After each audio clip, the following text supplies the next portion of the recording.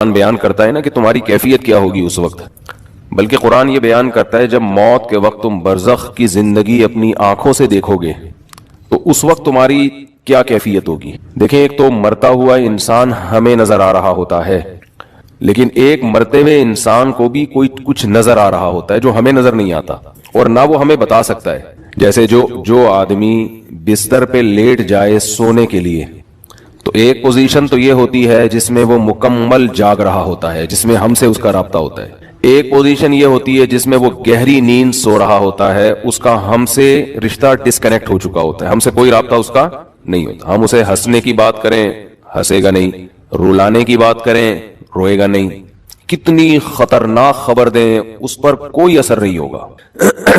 لیکن ہمیں یہ لگ رہا ہوتا ہے کہ یہ بے ہوش ہے، مگر وہ ایک الگ دنیا میں گھوم رہا ہوتا ہے۔ وہ جس دنیا میں گھوم رہا ہوتا ہے اس کے خواب کہا جاتا ہے، عالم خواب۔ وہ یہ سمجھتا ہے کہ یہ حقیقت ہے اس خواب کو۔ اچھے خواب بھی ہوتے ہیں، برے خواب بھی ہوتے ہیں۔ بعض اچھے خواب ایسے ہیں آنکھ کھلتی ہے تو انسان افسوس کرتا ہے، یار میں تو سمجھ رہا تھا یہ سچی مچی کا ہو رہا ہے میرے ساتھ۔ بعض برے خواب ہوتے ہیں، انسان کی آنکھ کھلتی ہے، شکر ادا کرتا ہے، اللہ تیرا شکر ہے کہ یہ خواب تھا، اے اللہ تیرا شکر ہے یہ خواب تھا۔ لیکن خواب میں اس کو یہ احساس نہیں ہوتا کہ میں خواب دیکھ رہا ہوں۔ تو ایک کنڈیشن تو یہ ہے جس میں وہ بالکل ہم سے منقطع ہو چکا ہے، ایک کنڈیشن یہ ہے جس میں وہ ہم سے رابطے میں، ایک اس کے درمیان کی کنڈیشن ہوتی ہے جس کو میں پیار سے بٹوین کنڈیشن کہتا ہوں۔ کہتے نہیں انگلش میں اس کو بٹوین، لیکن درمیان ہے نا، دیسی انگلش ایسے ہی ہوتی ہے، کوئی بھی لفظ ادھار لے کے کہیں بھی لگا دو۔ تو بالکل درمیانی کنڈیشن کیا ہوتی ہے جس میں وہ آدھا جاگ رہا ہوتا ہے اور آدھا سو رہا ہوتا ہے۔ کچھ یہاں کی بھی سن رہا ہوتا ہے، ہمیں لگتا ہے کہ یہ سویا نہیں ہے ابھی، لیکن تھوڑا غائب دماغ بن چکا ہوتا ہے، کچھ چیزیں اس کو وہاں کی خواب کی نظر آ رہی ہوتی ہیں۔ بالکل یہی کنڈیشن قرآن و سنت سے پتہ چلتا ہے کہ جب انسان کی موت واقع ہونے والی ہوتی ہے تو ایک کنڈیشن یہ ہوتی ہے جس میں وہ مکمل حی ہے، مکمل زندہ ہے، جس میں وہ ہم سے بات چیت کر رہا ہوتا ہے۔ ایک کنڈیشن یہ ہوتی ہے جس میں وہ مکمل اس کی ڈیتھ ہو چکی ہوتی ہے، اس میں ہمارا اس سے کوئی رابطہ نہیں ہے، اس پہ جو گزر رہی ہے وہ جانے اور اللہ جانے۔ جیسے حضرت عمر نے فرمایا نا کہ حدیث میں آتا ہے نا کہ جو برا آدمی ہے جب اس کی میت کو قبر کی طرف لے کر جاتے ہیں تو کہتا ہے کہ تم مجھے کہاں لے کے جا رہے ہو، اور اچھے آدمی اچھا کیا کہتا ہے، مجھے جلدی لے کر جاؤ۔ یہ برزخ کی باتیں ہیں جو وہ خود دیکھ رہا ہے۔ لیکن ایک حالت مرنے والے کی ایسی ہے جس میں وہ آدھا عالم برزخ میں اور آدھا عالم دنیا میں۔ اس کنڈیشن کو سکرات موت کہا جاتا ہے۔ سمجھ رہے ہیں بات کو؟ کیونکہ یہاں شرعی احکام چینج ہو جاتے ہیں۔ شریعت میں کچھ احکام ایسے ہیں کہ ابھی اس کا حکم کچھ اور ہے، مرنے کے بعد کچھ اور ہے۔ تو جب انسان مکمل حیات میں ہو تو اللہ نے اس کے لیے توبہ کا دروازہ کھولا ہوا ہے، چاہے اس کو 100% یقین ہو جائے کہ میں نے کل مرنا ہے یا 1 گھنٹے بعد مرنا ہے، لیکن توبہ کا دروازہ اس کے لیے بولے کھلا ہوا ہے۔ ایک آدمی نے ساری زندگی گناہوں میں گزاری، کفر میں، الحاد میں، شرک میں، خدا کا انکار کرتا رہا، اللہ کے ساتھ شرک کرتا رہا، شراب پیتا رہا، زنا کرتا رہا، 90 سال گزار دیے اس نے۔ اب اسے ڈاکٹروں نے بتایا کہ آپ کی ڈیتھ ہونے والی ہے، آپ کینسر کے مریض ہیں، آپ کا زہر یہاں تک پھیل گیا ہے، یا کوئی اور بیماری ہے جس میں زہر پھیلتا ہے، یہاں تک پھیل گیا کہ 24 گھنٹے میں کے اندر آپ کی ڈیتھ ہو جائے گی۔ یہ بھی اب توبہ کرے گا تو اللہ اس کی توبہ قبول کریں گے، یہ اللہ کا وعدہ ہے۔ دل سے کرے توبہ، یہ والی توبہ نہ ہو کہ اگر نہیں مرا تو ٹھیک ہے پرانا اسٹائل، مر گئے تو توبہ تو کی بھی ہم نے۔ وہ بھی پھانسی والا بھی ایسا ہی ہے، 90 سال میں اس کو پھانسی کی سزا سنا دی گئی۔ یہ پھانسی والی مثال اور آسان ہے، اس کو پھانسی کی سزا سنا دی گئی اور اسے بتایا گیا کہ 6 مہینے بعد آپ کو ہینگ کر دیا جائے گا، لٹکا دیا جائے گا۔ یہ بھی ظلم ہے انسان پر پھانسی کی سزا دینا، بہت عذاب والی موت ہے جو گلا دبا کے ہوتی ہے۔ اسلام نے حکم دیا ہے جس کی سزا قتل ہے اس کو تلوار سے سر قلم کیا جائے، اس میں تکلیف کم ہوتی ہے۔ جب تلوار لگتی ہے نا اس کے یہاں مجرم کے، تو سب سے پہلے اس کا دماغ کا اور باڈی کا کنیکشن ختم ہو جاتا ہے، تو تکلیف کا احساس ختم، لیکن وحشت بہت ہوتی ہے۔ مقصد تھا شریعت کا کہ لوگ جرم سے باز آ جائیں، تو ایسا طریقہ اسلام نے رکھا ہے کہ دہشت بہت بیٹھ جائے لیکن مجرم کو تکلیف کم سے کم ہو۔ تو جب سر پہ اس کے مجرم کے تلوار لگتی ہے تو وہ سر کھوپڑی وہاں جا کے گری، تڑپتا بہت ہے، بلیڈنگ ہوتی ہے۔ اور اسلام میں یہ بھی حکم ہے کہ پھانسی کی سزا بند کمرے میں نہ دی جائے، یعنی قتل کرنے کی سزا، بلکہ یہ کھلے عام چوک میں دی جائے، ساری دنیا اپنی آنکھوں سے دیکھے یہ، تاکہ معاشرے میں قتل رکے۔ اب دیکھو مجرم کے ساتھ بھی احسان کہ اس کو کم سزا دی، یعنی اس کو تکلیف سے بچایا جا رہا ہے، اور لوگوں کے ساتھ بھی احسان، ان پر دہشت بٹھائی جا رہی ہے تو لوگ قتل سے باز آئیں۔ مجھے یاد ہے 20-25 سال پہلے ہمارے بچپن کی بات ہے کہ ایک سعودی عرب سے ہمارے ایک دوست آئے ملنے کے لیے. وہ تھے اصل میں بلوچستان کے تھے, لیکن بائی بورن سعودی تھے. وہ تو بلوچی بھی بولتے تھے, اردو بھی بولتے تھے, عربی بھی بولتے تھے. کہنے لگے میں نے جب پہلی مرتبہ سعودی عرب میں سر قلم ہوتے ہوئے دیکھا ہے. بلوچی تھے, بڑے مضبوط, بروہی. کہہ رہے میں 2 گھنٹے ایسے کانپتا رہا ہوں لاش کو دیکھ کے نا, جو سر قلم کیا ہے, تو 2 گھنٹے میں ایسے خوف سے کانپتا رہا ہوں. تو بتاؤ جس نے یہ منظر دیکھا ہو وہ کبھی کسی کے قتل کا سوچ سکتا ہے جب اس کو پتا ہو کہ میرا بھی انجام ہوگا. ہمارے ہاں بڑے بڑے ڈکیت کو پکڑا جاتا ہے. کل ہم نے ویڈیو دیکھی ہے کراچی میں, عورت کے سامنے اس کے بیٹے کو شوٹ کیا. آپ خود سوچو یار اس ماں پہ کیا گزری ہوگی, کیا حال ہوا ہوگا. کہا جاتا ہے 2 دن پہلے اس کی نکاح ہوا تھا, بیچاری کا شادی ہوئی تھی, تو ماں کے موجودگی میں اس کے جوان بیٹے کو مار دیا. یہ ہے ہماری گورنمنٹ. ان کے لیے جتنی بد دعائیں کرو کم ہے. مجھے لوگ کہنے لگے آپ گورنمنٹ کے بہت خلاف آج کل بول رہے ہو. یار کچھ ہمارے سینے میں بھی تھوڑا سا دل ہے, قتل تو روک لو کم از کم. ہم نے رینجرز والوں سے بات کی, امن کے لیے علماء کا اجلاس ہوا نا, بلایا رینجرز ہیڈ کوارٹر میں کچھ علماء کو بلایا کہ امن پہ مشورے دیں. تو ہم نے کہا یہ کیا ہو رہا ہے بھائی, اتنے کیسز کراچی میں آئے دن قتل ہو رہے ہیں. تو رینجرز کے آفیسرز کا کہنا یہ تھا کہ قانون مکمل مجرموں کو سپورٹ کر رہا ہے. سمجھ رہے ہیں, قانون بنا ہوا ایسا ہے کہ آپ مجرم کا کچھ بھی نہیں بگاڑ سکتے. قانون ہی ایسا ہے. رینجرز کو اجازت نہیں ہے شوٹ کرنے کی. وہ مجرم کو پکڑ کے حوالے کرے گی پولیس کی. ہم نے کہا شاید پولیس دھاندلی کرے گی. انہوں نے کہا نہیں, پولیس کورٹ میں لے کے جائے گی. اس میں کورٹ میں کیس چلانے کے پولیس کو پتہ نہیں کتنے تھوڑے سے پیسے ملتے ہیں کہ مجرم پکڑ کے حوالے کر دیا. وہ اتنے پیسے اتنے تو ہم اپنے بچوں کو جمعے کے دن جیب خرچی دیتے ہیں. حالانکہ رسک کتنا ہے, پولیس اپنی جان پہ کھیل رہی ہے, لیکن اس پہ جو پولیس کو ثواب ملتا ہے وہ اتنا تھوڑا ہے کہ وہ ہمارے بچوں کے جمعے کی پاکٹ منی سے بولو کم ہے. وہ بھائی جب ایک کوئی ڈاکو پکڑ کے اپنی جان پہ کھیل کے کچھ کرے گا تو کوئی تو کچھ تو ملے نا اس کو تھوڑا سا ثواب مل رہا ہے گورنمنٹ کی طرف سے. یہ میرا ٹاپک نہیں, آ گیا ہوں تو جلدی سے سمیٹ کے چلتے ہوں. پھر لوگ الجھن کو, میں خود بھی الجھن کا شکار ہوتا ہوں جو کبھی بیان سنتا ہوں نا, یار بات کیا چل رہی تھی, کدھر لے گئے آپ.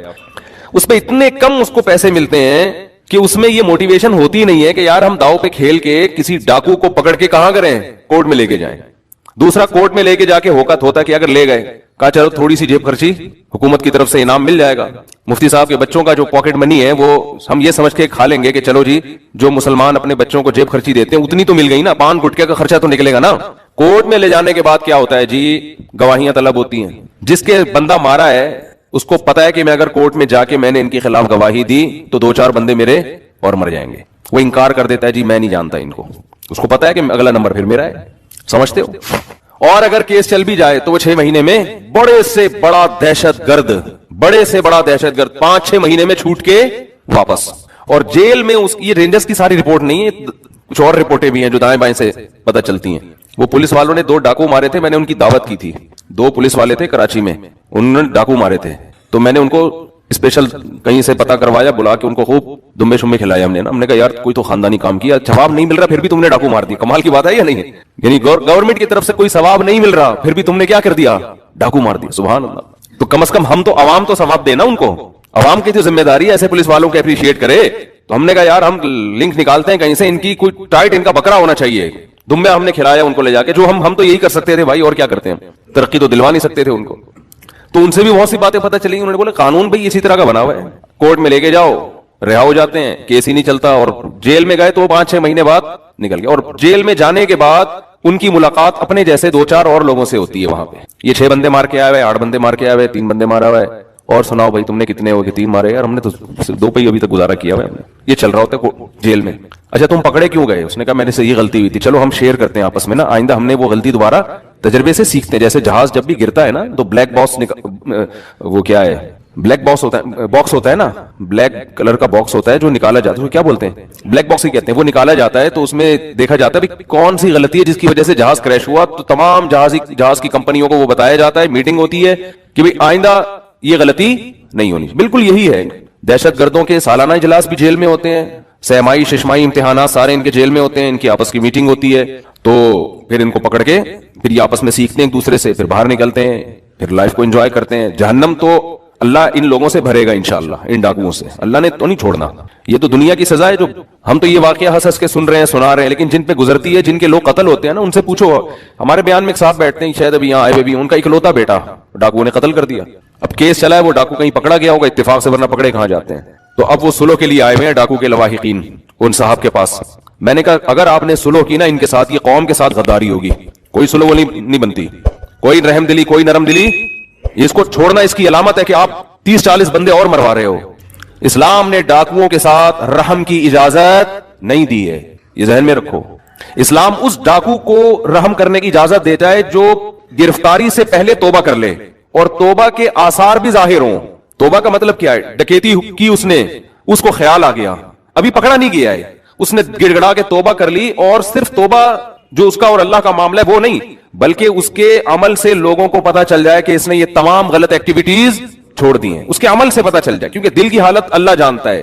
دل سے تو اللہ توبہ قبول کر لے گا، لیکن وہ آخرت میں، دنیا کا معاملہ یہ ہے کہ اس کے عمل سے لوگوں کو پتا چل جائے کہ اب یہ ویسا نہیں ہے جیسا پہلے ہوا کرتا تھا۔ تو قرآن کہتا ہے اس کی سزا پھر ڈاکوؤں والی نہیں ہے۔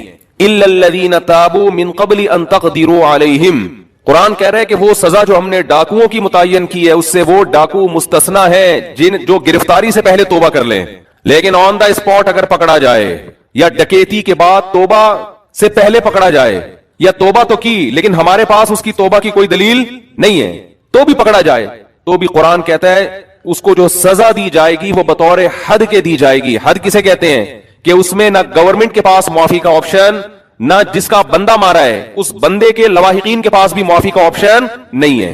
دیکھو ایک قتل وہ ہوتے ہیں جو ذاتی خاندانی دشمنیوں کی بیس پہ ہوتے ہیں، کسی نے اٹھ کے زید کو قتل کیا، ویسے ہی ذاتی دشمنی میں، نہ کوئی ڈکیتی میں نہیں، ذاتی دشمنی ہے، زمین کا جھگڑا ہے، تو زید کے جو وارثین ہیں ان کو یہ حق ہے کہ وہ قاتل کو چھوڑ بھی سکتے ہیں اور اس سے قصاص لے بھی سکتے ہیں، دیت بھی لے سکتے ہیں، تینوں آپشن اللہ نے رکھے۔ فمن عفی لہ من اخیہ شیء فاتباع بالمعروف واداء الیہ باحسان، بلکہ ترغیب دی ہے کہ تمہاری پکڑائی میں آ گیا یہ تو تم اگر معاف کر دو تو اچھی بات ہے، قصاص لینا چاہو، قتل کرنا چاہو تو وہ بھی ٹھیک ہے، لیکن یہ حکام ڈکیتی کے بولو نہیں ہے، اس میں اللہ نے معافی کا آپشن رکھا ہی نہیں ہے۔ تو آپ اللہ سے آگے کیوں نکل رہے ہو؟ کہتے ہیں چھوڑ دو بیچارہ، ہائے بیچارہ، بیچارہ بیچارہ نہیں ہے، یہ ظالم ہو تم جو اس بیچارے کو بیچارہ کہہ کے چھوڑ رہے ہو۔ تو آخرت کی سزا تو ہے، لیکن اللہ نے دنیا میں امن قائم کرنے کے لیے دنیا میں بھی سزائیں متعین کی ہیں، اور ڈاکو کی سزا قرآن کتنی سخت بیان کرتا ہے کہ ایک ہاتھ، دایاں ہاتھ اور بایاں پاؤں کاٹ کے چوک پہ لٹکایا جائے۔ اور اسلام میں عرض کر رہا تھا کہ جو قتل کی سزا ہے وہ ہے قصاص، تلوار سے گردن اڑائی جائے جو قاتل ہو، تاکہ تکلیف کم سے کم ہو، لیکن ڈاکو کے بارے میں ایسا بولو نہیں ہے، اس کے الفاظ بڑے سخت ہیں۔ انما جزاء الذين يحاربون الله ورسوله ويسعون في الارض فسادا ان يقتلوا او يصلبوا او تقطع ايديهم وارجلهم من خلاف او ينفوا من الارض، کہ ڈاکو نے ڈکیتی کے دوران اگر صرف کسی کا مال چھینا، صرف مال چھینا ہے، بندہ نہیں مارا اس نے، تو قرآن کہہ رہا ہے اس کا دایاں اور بایاں ہاتھ کاٹ ڈالو۔ یہ حکومت کو قرآن حکم دے رہا ہے، اس کا رائٹ ہینڈ اور لیفٹ پاؤں بولو کاٹ ڈالو۔ اور اگر اس نے بندہ مارا ہے تو قرآن کہہ رہا ہے کہ دایاں ہاتھ اور بایاں پاؤں بھی کٹے گا اور اس کو سولی دی جائے گی۔ سولی کا مطلب لٹکا کے اس کے پیٹ میں برچھا مار کے اس کو ایسے ایسے کر کے گھمایا جائے تاکہ تڑپ تڑپ کے اذیت کے ساتھ مرے، اور یہ بند کمرے میں نہیں سزا دی جائے گی، یہ کھلے عام چوک پہ سزا دی جائے گی۔ سمجھ میں آ رہی ہے کہ نہیں آ رہی ہے؟ آپ ایسے لوگوں پہ ترس کھا رہے ہو، اور اچھا 4 آدمیوں نے اگر یہ کام کیا، یہ 10 نے یہ کام کیا، تو قتل ایک نے کیا ہے لیکن سزا 10 کے 10 کو دی جائے گی، کیونکہ سارے اس قتل میں برابر کے شریک، سپورٹر تھے، وہ ایک دوسرے کے سپورٹ کر رہے تھے۔ اکثر ڈکیتی میں ایک بندہ لوٹ رہا ہوتا ہے، ایک چھپ کے دیکھ رہا ہوتا ہے پیچھے، اس کو بھی یہی سزا ملے گی، حالانکہ نہ اس نے فائر کیا نہ اس کے پاس بندوق ہے، لیکن اس کے ساتھی ہے، اس کے ساتھ آیا ہے، تو جو سزا اس کی ہے قرآن کے مطابق وہی سزا اس کی بھی ہے۔ تو عدالت میں جاتے ہیں تو ماشاءاللہ وہاں ان کی آپس میں الیکس ہو جاتی ہے، سیکھتے ہیں، پھر نکل کے آ جاتے ہیں۔ تو سندھ کا حال برباد ہو گیا۔ اس کا ایک ہی حل ہے کہ رینجرز کو مکمل اختیارات دیے جائیں، آن دا اسپاٹ بندہ مارنے کی مکمل پرمیشن دی جائے۔ جب رینجرز کو اختیارات دیے تھے کراچی میں، آپ کو پتا ہے 1 مہینے میں الحمدللہ امن قائم ہو گیا، بتے وتے سب ختم ہو گئے تھے کراچی میں، لیکن گورنمنٹ یہ اختیارات نہیں دیتی کیونکہ ان کے اپنے بندے ڈکیتیوں میں ملوث ہوتے ہیں۔ آئی بات سمجھ؟ میں نہیں کہہ رہا کہ گورنمنٹ میں سب کے بندے ہوتے ہیں، لیکن بہت سو کے ہوتے ہیں، وہ خود ملوث ہوتے ہیں، بھتے چل رہے ہوتے ہیں۔ یہ علاقے جیسے بھیکاریوں کے علاقے ڈیوائڈ ہوتے ہیں نا، یہاں سے دادا گیری بھائی یہ دکانوں کے بھتے میرے پاس جائیں گے، یہ علاقہ میرا ہے، موبائل سنیچنگ یہاں میں کروں گا، اس کے سارے پورا سیٹنگ ہوتی ہے۔ تو آخرت نہ ہوتی تو یہ اللہ کی طرف ظلم کی نسبت تھی۔ اللہ دنیا میں تو انصاف ملتا نہیں ہے تو بھی مار کے ختم کر دیتا ہے، سب کو مٹی کر کے برابر کر دیتا ہے۔ اللہ کہتے ہیں نا نا نا نا وَلَا تَحْسَبَنَّ اللَّهَ غَافِلًا عَمَّا يَعْمَلُ الظَّالِمُونَ، ظالم لوگ جو کچھ کر رہے ہیں اللہ کو اس سے بے خبر مت سمجھو، اللہ غافل نہیں ہے اس سے۔ کیسے وہ بوڑھا باپ بیچارہ کتنے دن روتا رہا ہے یہی ہمارے ساتھ، آپ نے بھی دیکھا ہوگا نا، اکلوتا بیٹا اس کا، اکلوتا ہی ہے نا، اکلوتا بیٹا تھا اس کا، جوان لڑکا شہید کر دیا، بڑھاپے کا سہارا بننے والا تھا، چند ٹکوں کی خاطر، چند پیسوں کی خاطر۔ تو انشاءاللہ یہ سارا ثواب گورنمنٹ کے کھاتے میں بھی جا رہا ہے۔ جو اسمبلیوں میں بدبخت لوگ بیٹھے ہوئے ہیں ان کے کھاتے میں بھی جا رہے ہیں انشاءاللہ یہ سارا عذاب بالکل ٹس, جب تک ان کا اپنا کوئی بندہ نہیں مرے گا.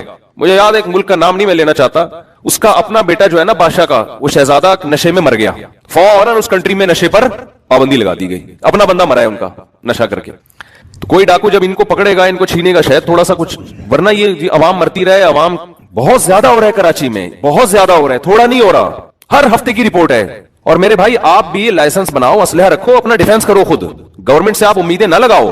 دیکھو میں ڈیفنس کا ایک طریقہ بتاتا ہوں آپ کو, زیادہ سے زیادہ جو لوگ ہیں, جو سنجیدہ لوگ ہیں, وہ لائسنس رکھیں, قانونی اسلحہ رکھیں, خاص طور پہ جو دکانوں پہ بیٹھے ہوئے لوگ ہیں. ہونا یہ چاہیے کہ ایک شاپ پہ اگر ڈکیتی ہو رہی ہے تو دوسرے سامنے والے کے پاس پسٹل ہونی چاہیے, یہ آپ کا قانونی حق ہے, آپ اس وقت فائر کھول سکتے ہیں, اس وقت یہ لیگل نہیں ہے. سمجھتے ہو کہ نہیں سمجھتے؟ اب عوام بھی ایسی بزدل بن گئی ہے, دو بندے آ کے پورے بازار کو لوٹ رہے ہوتے ہیں, باقی تماشا دیکھ رہے ہیں.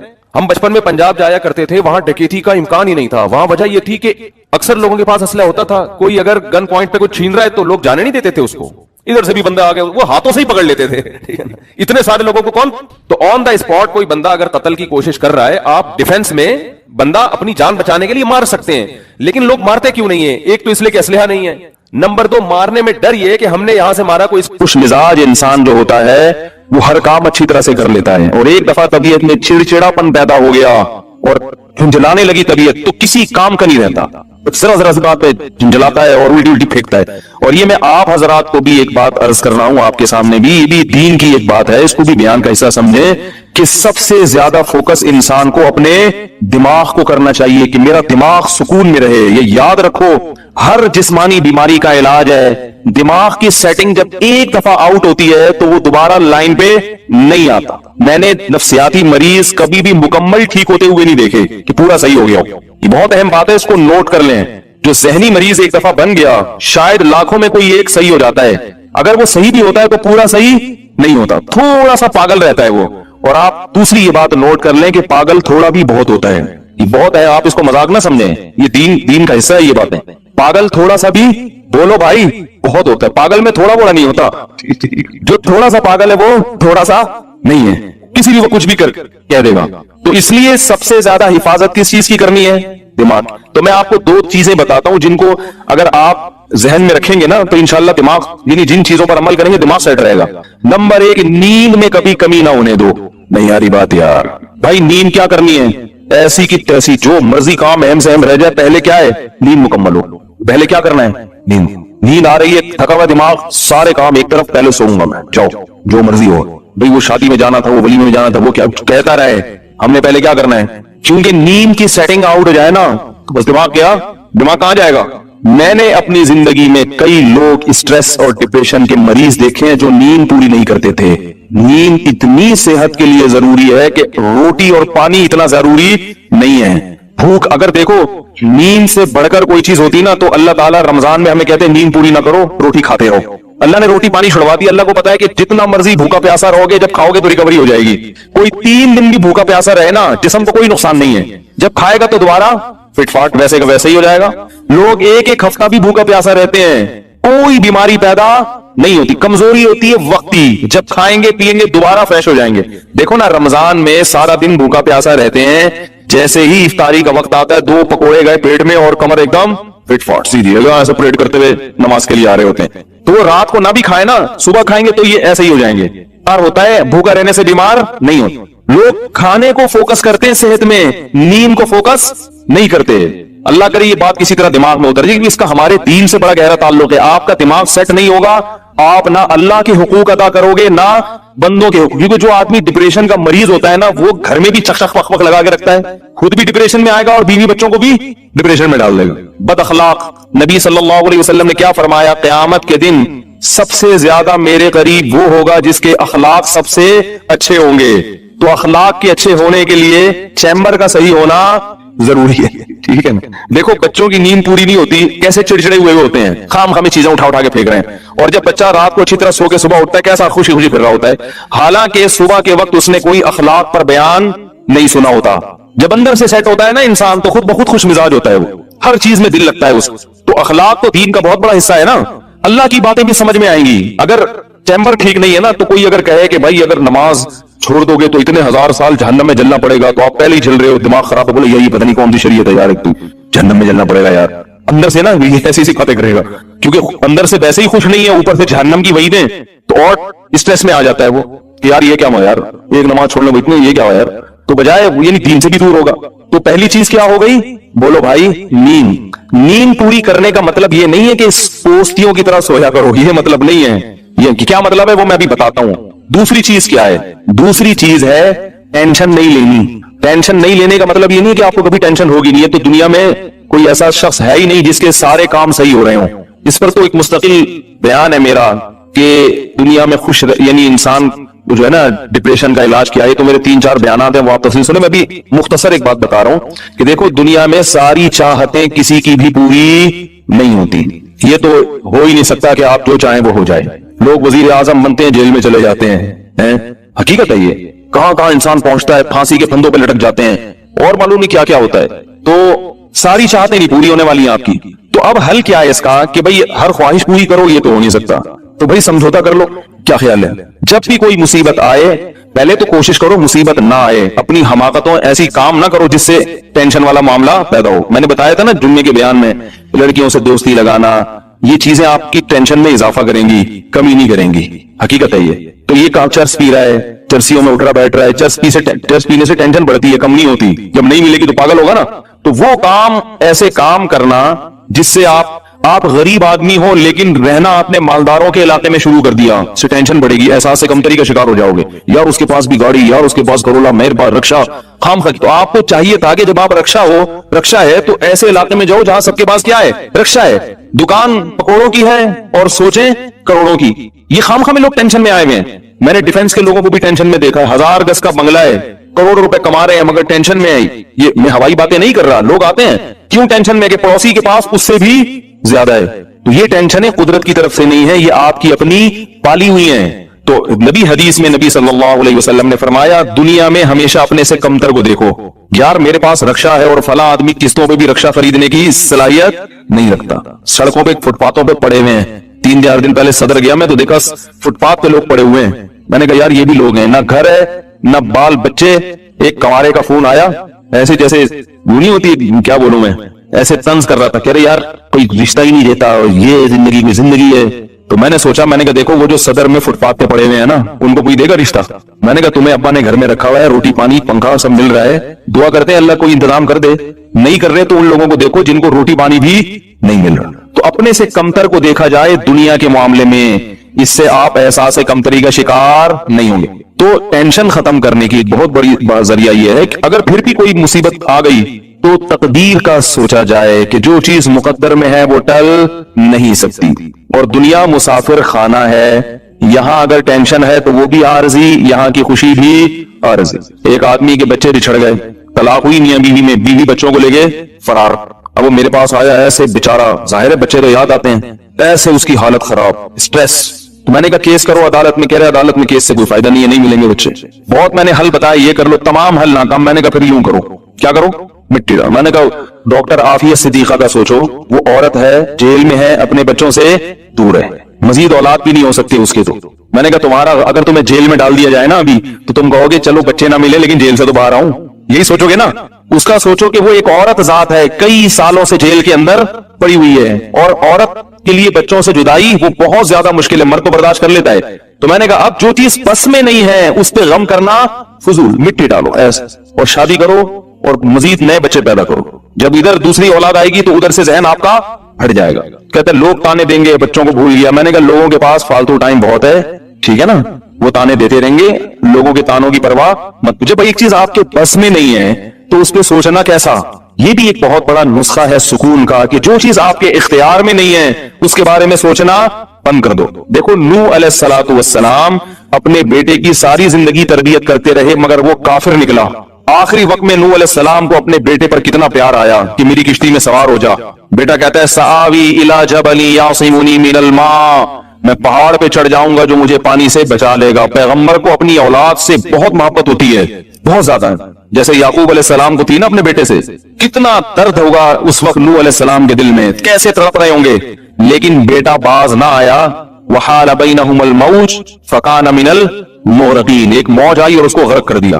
نوح علیہ السلام نے اللہ سے دعا مانگی ان ابنی من اہلی، اے اللہ میرا بیٹا میرے اہل و عیال میں سے ہے، तूने तो वादा किया था तू मेरे अहलो अयाल का ख्याल करेगा। अल्लाह ने क्या फरमाया, इन्नहु लैसा मिन अहलिक, ये तेरे अहल में से नहीं है, इसका अमल ठीक नहीं है। फला तसअलनी मा लैसा लक बिही इल्म, दोबारा ये सवाल मुझसे मत करना। अब ये नहीं कि नूह अलैहिस्सलाम बैठ गए और ये क्या हो गया, और ये तो बढ़ रहा है, बस नूह अलैहिस्सलाम ने फौरन इस्तिग़फ़ार किया, अऊज़ु बिका अन असअलका मा लैसा ली बिही इल्म, ऐ अल्लाह मैं तुझसे पनाह मांगता हूं ऐसी चीज की, मैं तुझसे ऐसा सवाल करूं जिसकी दलील मेरे पास नहीं। बस भूल गए। अब ये थोड़ी कि रोते रहे बैठ के, भाई जो चीज बस में नहीं है छोड़ दो। तो हम बहुत सारी चीजों की टेंशन लेते हैं जो हमारे इख्तियार में नहीं है। पेट्रोल महंगा हो रहा है, बैठ के खामखा में परेशान है, भाई तुमसे पूछ के थोड़ी महंगा हुआ है। गम करने से अगर वो सस्ता हो जाए तो रो। मेरे पास थी कावासाकी जीटीओ 125। आपको पता है क्या बाइक थी वो, हमने भी बड़े शौक पाले हैं एक जमाने में। मैं उसमें पेट्रोल ठीक ठाक डलता था। अब जब पेट्रोल महंगा होता तो सबसे ज्यादा मुतासिर मैं होता था इससे 50 वालों को कुछ नहीं होता था। तो मैं एक दफा पेट्रोल पंप गया, मैंने पेट्रोल डलवाया, उसने कहा वो 5 रुपए पर लीटर बढ़ गया है। मुझे बड़ा गुस्सा आया। मैंने साथ वाले से कहा, मैंने कहा यार ये क्या मजाक है यार, हर थोड़े दिन बाद 5 रुपए बढ़ रहा है, तो आपको गुस्सा नहीं आया? उसने कहा सर मेरे लिए थोड़ी बढ़ रहा है, पूरी कौम के लिए बढ़ रहा है ना। तो मुझे उसकी बात बड़ी अच्छी लगी। उसने कहा मेरे अकेले के लिए बढ़े तो मुझे गुस्सा है, सबके लिए बढ़ रहा है तो चलो ठीक है। उस दिन के बाद से अब तक पेट्रोल बढ़ने पर मुझे गुस्सा नहीं आया। मैं ये कहता हूं यार मुझे टेंशन लेने से क्या मिलेगा, 100 रुपए लीटर बढ़ जाए, ज्यादा ये होगा, बहुत ज्यादा बढ़ेगा तो गाड़ी बेच दो। भाई नहीं, हमारे कंट्रोल से बाहर हो गई है, गाड़ी बेच दो, दोबारा आ जाओ, टैक्सी पे आ जाओ, फिर भी है तो फिर रिक्शे पे आ जाओ, फिर चिंची पे आ जाओ, फिर पैदल हो जाओ। जो चीज इख्तियार में नहीं है उसकी टेंशन लेना हमाकत है। बात आ रही है समझ में? इसी तरह याद रखो, औलाद की तरबियत का मामला है। हमारे यहां जो लोग नए नए दीनदार बनते हैं या पुराने भी, वो चाहते हैं मेरा घर 100% खुलफाए राशिदीन जैसा बन जाए, जबकि बेगम पे कंट्रोल नहीं होता, वो अलग सिंथ में जा रही होती है। अब आपने डंडा चलाना शुरू कर दिया, बच्चे बागी होना शुरू, वो बजाय दीन पे आने के अब्बा को मखनचू समझना शुरू कर देते हैं और बगावत फैलती है। तो भाई आप एतदाल से तरबियत की कोशिश करो, हो गई ठीक है, नहीं हुई हमसे नहीं सवाल होगा, हम जो कर सकते थे हमने कर लिया। तो हमने ना बहुत सारी चीजें, ये हो रहा है माशरे में गलत, ये हो रहा है, वो वाले वो जमात क्यों आ गई, वो जमात क्यों आ गई, वो फला फिरका क्यों बढ़ रहा है, ये वाले की कम हो रहे हैं, वो जोर से आमीन क्यों कह रहे हैं, वो आहिस्ता आमीन क्यों कह रहे हैं, ठीक है ना, वो रफुल क्यों कर रहा है, वो रफुल क्यों नहीं कर रहा। मेरा एक उसूल है, मैं जब किसी टॉपिक पर बयान करता हूं तो मुझे जब भी कोई ऐसे इख्तलाफी मसाइल पर बयान होता है ना, तो अक्सर लोगों के फिर व्हाट्सएप पे मैसेज आना शुरू होते हैं, आपने जो ये बयान किया इसमें ये वाली बात, हालांकि उस बात का जवाब उसमें मौजूद होता है। तो मैं फिर मजीद जवाब नहीं देता, मैं कहता हूं पूरा बयान सुने। वो फिर जवाब भेजते हैं कि हमने पूरा बयान सुना है, मैं कहता हूं दोबारा सुने। कहते सुना तो है, मुझे जवाब नहीं मिला, जबकि मुझे पता होता है जवाब उसमें है। मैं कहता हूं तीसरी बार दोबारा सुना, क्योंकि इससे ज्यादा कि हम मुकल्लफ नहीं। अब यही थोड़ी कि एक ही चीज को लेके फिर वही सवाल वही जवाब, वही सवाल वही जवाब, पब्लिक के पास तो टाइम है, वो तो करते रहेंगे और आपकी सलाहियतें बेकार जाया होती रहेंगी। भाई हमने एक टॉपिक पर बात की, पूरा कवर किया उसको, मुझे अच्छी तरह मालूम है आपके इन तमाम सवालात का जवाब उसमें मौजूद है। अब बार बार सवाल करोगे तो हम नए सिरे से जवाब देके टाइम जाया, ये टेंशन है खामखा की क्यों पाले? टेंशन पता है क्या होती है? टेंशन ये होती है कि यार इतनी तफसील से मैंने बयान किया फिर भी लोगों की समझ में नहीं आ रहा, हाय ये क्या यार, ये क्या है। इससे आप खामखा में आपके सर के बाल गायब होते रहेंगे। तो हम यही कहेंगे अल्लाह हमसे जो हो सका था हमने कर दिया, अब समझ में आना समझाना किसके बस में है? अल्लाह के बस में। नबी की बात सबकी समझ में नहीं आई और अल्लाह ताला ने नबी को कितनी तसल्ली दी है कुरान में। नबी को बार बार कहा कि आप जो समझा रहे हैं फिर भी ये नहीं समझ रहे तो टेंशन ना लें। क्यों? नबी को अगर ज्यादा टेंशन होगी तो काम कौन करेगा? कुरान में सैकड़ों आयतें हैं जो सिर्फ तसल्ली पर मबनी है, जिनमें नबी को क्या दी जा रही है? तसल्ली। लअल्लका बाखिउन नफ्सका अला आसारिहिम, कहीं ऐसा ना हो कि इनकी हिदायत के पीछे आपकी जान ही हलाक हो जाए, यानी गम से। क्योंकि नबी सल्लल्लाहु अलैहि वसल्लम हैरान होते थे कि इनको मैंने मुझे भी दिखा दिए और मैंने बताया कि ये बुत हैं जिन जो ना सुन सकते हैं, ना देख सकते हैं, ना बोल सकते हैं, हर तरह से समझा दिया, ठीक है।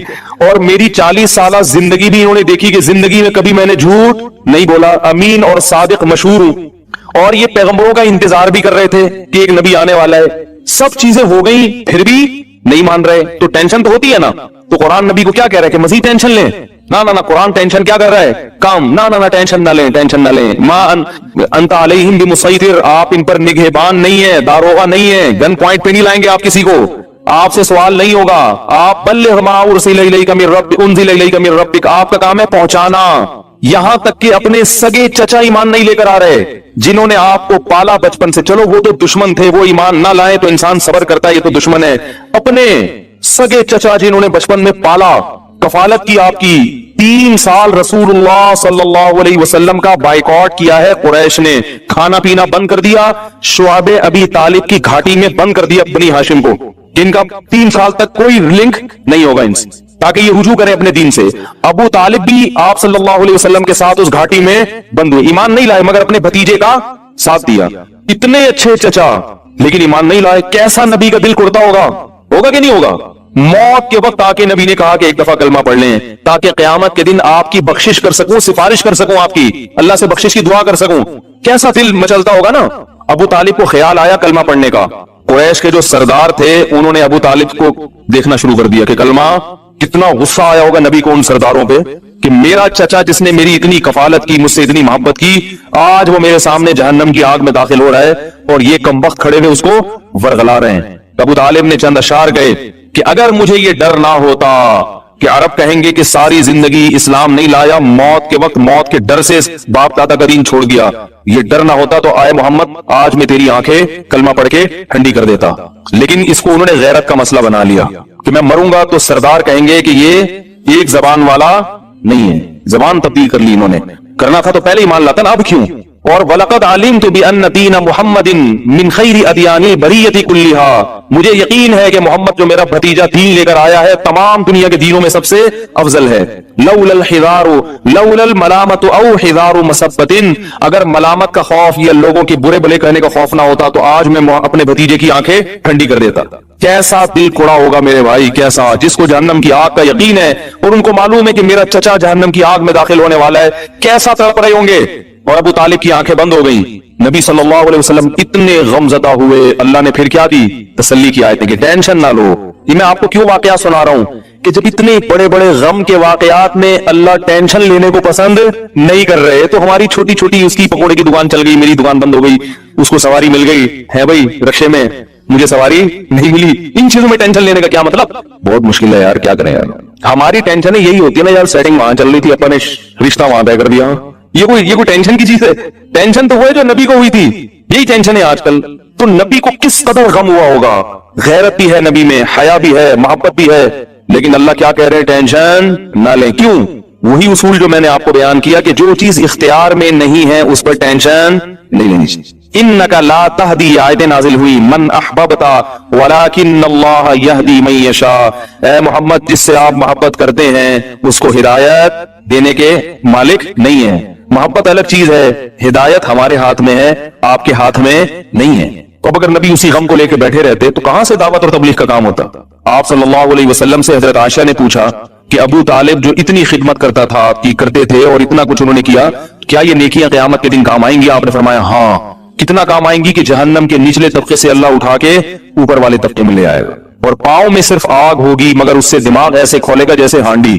अबू तालिब पूरे जहन्नम की आग में नहीं होंगे, सिर्फ उनके पांव जहन्नम की आग में है। इससे पता चलता है काफिर की नेकियां काम तो आती हैं मगर अजाब कम करने में, अजाब खत्म करने में नहीं। हम देखते हैं कि दुनिया में बहुत कुछ गलत हो रहा है, दलाइल की अंबार लगा दो फिर भी लोग नहीं मानते, और फिर कवारियत, एक दूसरे पे तान और तशनी, घरेलू हालात में गड़बड़, तो उसमें अगर आप टेंशन लेना शुरू कर दोगे तो फिर सिवाय डिप्रेशन की गोलियों की एक नई टेंशन लग जाएगी। जिस दिन गोली नहीं खाई उस दिन अजीब सा हो गया। डिप्रेशन का मरीज को जिस दिन गोली ना मिले वो खुद गोली की तरह बन जाता है, वो फिर कई लोगों को गोलियां खानी पड़ती हैं उससे बातचीत के बाद। तो इसलिए मेरे भाई दो चीजें याद रहेंगी, एक नींद और दूसरा टेंशन जितना हो सके। फिर भी अल्लाह की तरफ से होती है, ऐसा नहीं कि नामुमकिन है 100% खत्म हो जाए, ये तो मुमकिन नहीं है, लेकिन बहुत सी चीजें खुद मुसल्लत की हुई हैं। रहा मसला नींद का, अब ये टॉपिक पूरा चेंज हो गया तो मैं मुकम्मल ही कर दूं। नींद का मतलब ये नहीं है कि पोस्तियों की तरह ठीक है पड़े रहो कि भाई मुफ्ती साहब ने बयान किया कि सोना बहुत जरूरी, सो रहे हैं, उठ ही नहीं रहे, समझ रहे हो? ये मतलब नहीं है। जैसे खाना उस वक्त फायदेमंद देगा जब भूख लग रही है, और इतना खाना फायदेमंद देगा जितनी भूख है। ज्यादा खाओगे तो ताकत और तवानाई नहीं आएगी, फटोगे। जैसे कि लोग फट रहे हैं, फला एक धमाके के साथ खबरें आती रहती हैं, बैठे बैठे फट गए, रगें फट रही है ना। तो नींद का मतलब यह है कि गहरी नींद हासिल की जाए, चाहे वो थोड़ी देर की हो, समझ रहे हो? अब इस पे बाकायदा टाइम लैंडर वाले ना एक स्लीप मैनेजमेंट करवाते हैं, वो मैंने की भी है स्लीप मैनेजमेंट की, अगरचे मेरा भी उस पर पूरा अमल है नहीं, लेकिन बहरहाल की भी है वो मैंने। तो स्लीप मैनेजमेंट एक वो कर ले तो अच्छा है टाइम लैंडर वालों के पास जाके, वरना उसका खुलासा ये है कि आप रात को जल्दी सोएं और सुबह जल्दी उठें। समझ रहे हो, रात की जो थोड़ी नींद है वो दिन की ज्यादा नींद से बेहतर है। एक काम तो ये, दूसरा दिन में लाजमी सोएं। ये जो सुबह से लेकर रात तक का वक्त है ये बहुत लंबा होता है, लोग इस दौरान सोते नहीं है, इसलिए हर वक्त थके थके से रहते हैं। अभी देखो मैं कितना फ्रेश लग रहा हूं, आपको नहीं लग रहा क्योंकि मैं दोपहर को सोया हूं। दोपहर को आप अगर सो जाओ, आप रात 12, 1, 2, 3 बजे तक फ्रेश रहोगे, फिट फाट, ऐसा दिमाग सेट रहेगा आपका। तो कैलूला जो है, नबी सल्लल्लाहु अलैहि वसल्लम ने फरमाया कीलू फ़इन्न शैतान ला तकील, कैलूला करो, शैतान कैलूला नहीं करता। अब गैर मुस्लिमों ने भी ये शुरू कर दिया है कैलूला। चाइना में पूरी कौम दोपहर को सोने लगी है, तो दोपहर को लाजमी सोना है।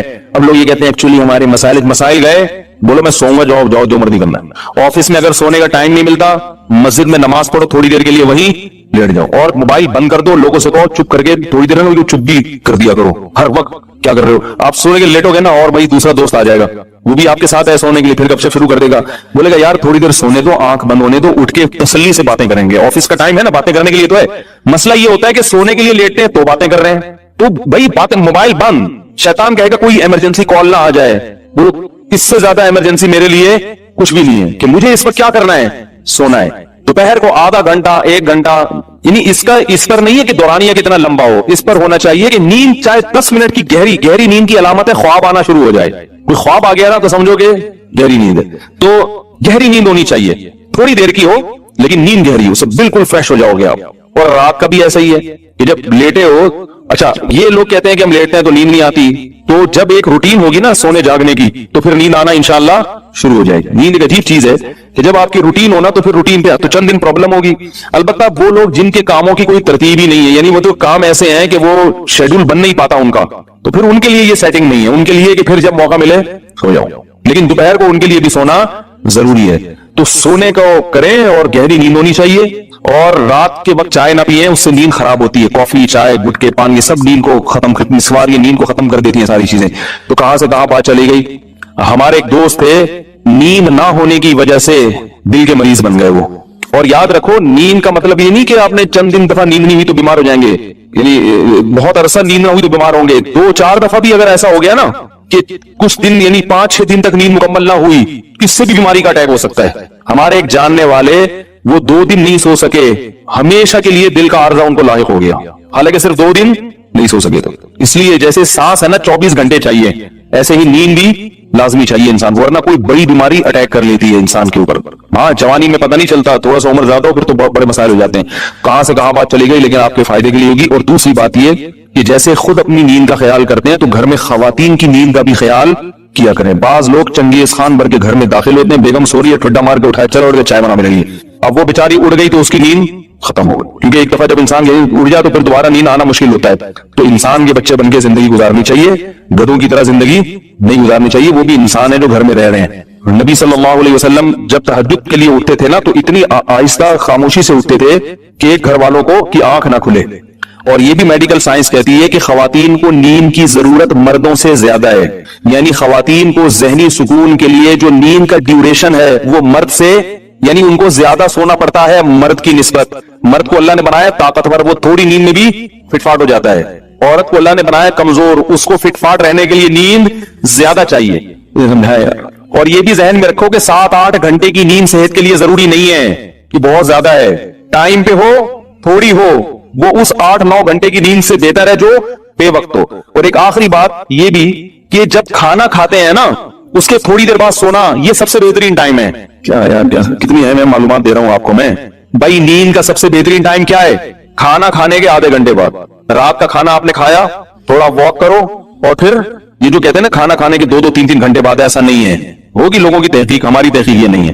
क्योंकि जब आप खाना खाते हैं शुगर लेवल हाई होता है, आपको गुनूदगी आती है। जैसे ही गुनूदगी आए तो फितरत कह रही है कि अब क्या करो, सो जाओ। दोपहर फौरन सो जाओ, रात को थोड़ा सा वॉक करके ताकि तह बैठ जाए थोड़ी सी। यहां रखा हुआ है अभी एकदम लेट गए तो फिर ऊपर ना आ जाए वो। तो रात को जब आपने खाना खाया हल्का फुल्का, क्योंकि शरीफ लोग हैं, खाया खाना, थोड़ी सी वॉक की, एकदम थोड़ी तबीयत बोझल होना शुरू होगी तो उस वक्त फौरन सो जाओ। अगर उस वक्त नहीं सोए, इस बात का इम्कान है कि नींद गायब हो जाएगी और खाना हजम भी नहीं होगा। नींद से बेहतर कोई हाजिम नहीं है। देखो कुदरत कभी गलती नहीं करती, फितरत जो है ना कभी भी गड़बड़ नहीं करती। फितरत का ऐसा खानदानी सेटअप है ना हमारी बॉडी में, फितरत जो काम करा रही है ना वो वही काम उस वक्त करना आपके लिए बेहतर होता है। खाना खा के नींद आती है कि नहीं आती? تو یہ خام خمیں نہیں آتی، کیونکہ اللہ کو معلوم ہے کہ اب کھانے کے لیے، ہضم کرنے کے لیے سونا ضروری ہے، لہذا اللہ چاہتے ہیں کہ آپ سو جائیں، تو نیند فطرت مسلط کر دیتی ہے اور آپ سوتے نہیں ہیں. آپ کہتے ہیں ابھی تو کھایا ہم نے، ابھی کیوں سو، ابھی تو ہمارا جاگنا شروع ہوا ہے. کیونکہ سارا جو بلڈ کا سرکولیشن ہے وہ معدے کی طرف جاتا ہے، دماغ اوپر سے کیا ہو جاتا ہے، خالی. دماغ کام کرنا چھوڑے گا تو فطرت کیا کہہ رہی ہے، سو جاؤ، تاکہ بلڈ کا سرکولیشن معدے کی طرف رہے اور وہ کھانا ہضم کرنے پہ زور لگائے. تو اس وقت آپ جب کھانا کھا کے آدھا پونا گھنٹہ بعد سو گے، نیند بھی خاندانی آئے گی، 3-4 گھنٹے گہری نیند سو کے اٹھ جاؤ، بالکل فٹ فاٹ فریش فاش ہو جاؤ گے آپ. ایسا مزہ آئے گا. وہ اس کا فائدہ یہ بھی ہوگا کہ وہ سارا کھانا جزو بدن بنے گا، وہ انرجی آپ کی اسٹور ہو جائے گی. سمجھائیں اللہ کے بندو، انرجی کیا ہو جائے گی، اسٹور. پھر جب اٹھو گے نا، جسم میں طاقت بھی ہوگی، فریش بھی ہوگے، پھر اپنے کاموں میں لگ جاؤ. سمجھ نہیں آ رہی مطلب. پھر اگر تھک گئے، پھر غنودگی آنا شروع ہوئی، تو دوپہر کو قیلولہ کرنا ہے. اس سے پہلے یہ نہیں کہ پھر سو جاؤ. باقاعدہ جو لیٹنے والا سونا ہے وہ 2 ٹائم ہونا چاہیے. لیٹ کے سونا، ایک رات کو 3-4 گھنٹے گہری نیند والا، اور ایک دن میں قیلولہ. اس کے بعد اگر درمیان میں کہیں نیند آتی ہے نا، جیسے کیونکہ یہ بھی بڑا لمبا، آپ سو گئے رات کو 10 بجے گہری نیند، 11, 12, 1, 2 بجے اٹھ جائیں آپ، 4 گھنٹے بہت ہیں. گہری نیند میں 4 گھنٹے، 2 بجے اٹھیں، غسل کریں، فریش ہو جائیں، فٹ فاٹ ہو جائیں، اپنے کاموں میں مشغول، لیپ ٹاپ لے کے بیٹھ جائیں، تہجد پڑھیں، تلاوت کریں، کچھ نہیں تو اچھلیں کودیں. ٹھیک ہے نا. اب سونے کا کیا فائدہ بھائی، کیونکہ زیادہ سونا بھی نقصان دہ. اب آپ دوپہر سونا ہے نا، تو درمیان میں وقت بہت لمبا ہے. اب اگر آفس میں کہیں نیند آ رہی ہے تو پھر 5 منٹ کے لیے بھی کہیں سر رکھ کے سو جائیں گے نا، وہ بہت زیادہ فریش کر دے گا آپ کو. یہ تجربہ کریں، آپ کو مزہ نہ آئے پیسے واپس. آپ دیکھو آپ کا ٹائم اتنی کم ڈیوریشن ہوگا نیند کا، باقی سارا ٹائم کام کے لیے بچے گا اور ہر وقت فریش رہیں گے آپ. یہ باتیں بتانے کے لوگ 50-50 ہزار روپے لیتے ہیں، جو میں آپ کو فری فوڈ میں بتا رہا ہوں. سمجھ رہے ہو، ایک بندے سے لیتے ہیں تو فری فوڈ میں بتا رہا ہوں. اور یہ باتیں بھی ہم نے پیسے دے کے سیکھی ہیں، فری میں نہیں ملی ہم کو. سمجھ میں آ رہی ہے بات. 3-4-24 گھنٹے میں آپ کا مشکل 5 گھنٹے سو گے، لیکن ہر وقت فریش نظر آؤ گے اور صحت اچھی ہوگی، کولیسٹرول ختم ہو جائے گا، ویٹ کم ہو جائے گا آپ کا. سمجھ رہے ہو. تو جب درمیان میں نیند آئے نا، تو لیٹ کے نہیں سونا، ایسے سونا ہے جیسے گورنمنٹ کے آفیسر دفتروں میں سوتے ہیں، پولیس والے جیسے تھانے میں سوتے ہیں. وہ باقاعدہ لیٹ کے نہیں، وہ ہر وقت ایسے منہ پہ ٹوپی رکھے سوتے ہیں. FIR کٹوانے جاؤ تو خراٹے لے رہے ہیں، اٹھانا پڑتا. مجھے اچھی طرح یاد ہے، میں ایک جگہ کہیں گیا سفر پہ، کام بہت زیادہ تھا، تو اب دن رات سے جاگے 10 بجے نا ہم کلاس لے رہے تھے، کہیں بہت سخت نیند آنے لگی. تو کلاس میں 10 منٹ کا وقفہ ہوا، چائے اور وہ جو بھی وقفے ہوتے ہیں کافی. تو مجھے یہ فلسفہ معلوم تھا کہ بھئی اب اگر سو گئے لمبا تو دوپہر کا قیلولہ وہ نہیں ہو سکتا، اس کو بچانا ہے، وہ ضروری ہے. تو مجھے یاد ہے، میں تھا اور میرے ساتھ ایک اور بھی تھے، آفیسر تھے، وہ کسی گورنمنٹ کے ادارے میں. ہم دونوں گئے، ہم نے کہیں کونا کھانچا تلاش کیا، چادر بچھائی، 5 منٹ کے لیے الارم لگا کے لیٹے ہیں، کیونکہ صرف ہمارے پاس 5 منٹ تھے. واقعتاً 5 منٹ میں کتنی گہری نیند آئی ہے. 5 منٹ الارم بجا تو پتہ نہیں چلا تھا ہم کہاں ہیں. یہ ہوتا ہے جب آپ تمیز سے سوتے ہو نا اس شیڈول کے تحت، تو ایسا ہی ہوگا. ابھی کیا لیٹے ہوئے کروٹیں بدل رہی، نیند ہی نہیں آ رہی، کوئی شیڈول ہی نہیں ہے. تو 5 منٹ سوئے ہیں، اس کے بعد وضو کیا، آ کے بیٹھے، اتنے فریش کہ بالکل فٹ فاٹ. تو یہ بہت اہم چیز ہے. اس سے کیا آپ کے چیمبر کیا رہے گا، چیمبر صحیح کام کرے گا. کیونکہ جیسے نیند صحت کے لیے ضروری ہے، غیر ضروری نیند صحت کے لیے نقصان دہ بھی ہے. دماغ موٹا ہو جاتا ہے، جو زیادہ سوتے ہیں نا وہ ذہین نہیں ہوتے، نظر کمزور ہو جاتی ہے ان کی، کولیسٹرول بڑھنے لگتا ہے جسم میں. جو بے وقت سوتے ہیں ان کو شوگر کی بیماری پیدا ہوتی ہے. سمجھ میں نہیں آ رہی یار کیا